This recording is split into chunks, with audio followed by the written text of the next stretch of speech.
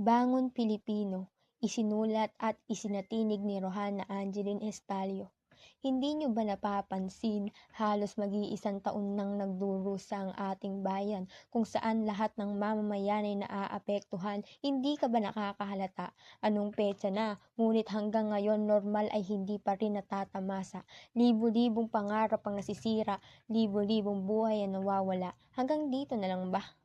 Hindi ko maintindihan kung paano nangyari ito, ngunit ang alam ko ay kagagawan din ng tao. Pandemya, lindol, bagyo, ano pa ba?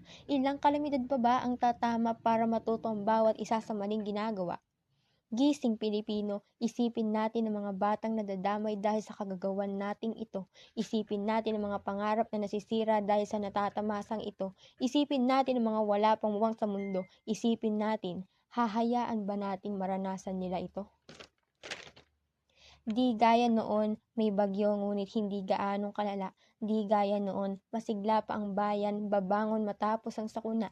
Sa panahon ngayon, ilang sakuna na ba ang dumating? Halos hindi na natin makayanin ang epekto nito. Maraming kulang sa pamumuno ng gobyerno. Gising Pilipino, hahayaan na lang ba natin ito?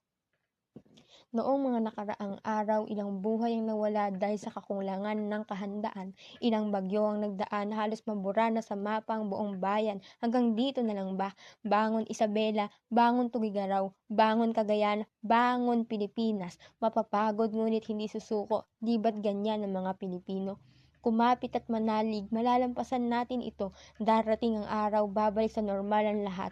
Sa pagkakataong yon, sana matuto tayong itama ang lahat ng mali. Matuto tayong itali ang mga sarili sa paggawa ng tama upang makuha ang normal na dati pang tinatamasa. Naniniwala akong kaya natin to, kaya bangon Pilipino.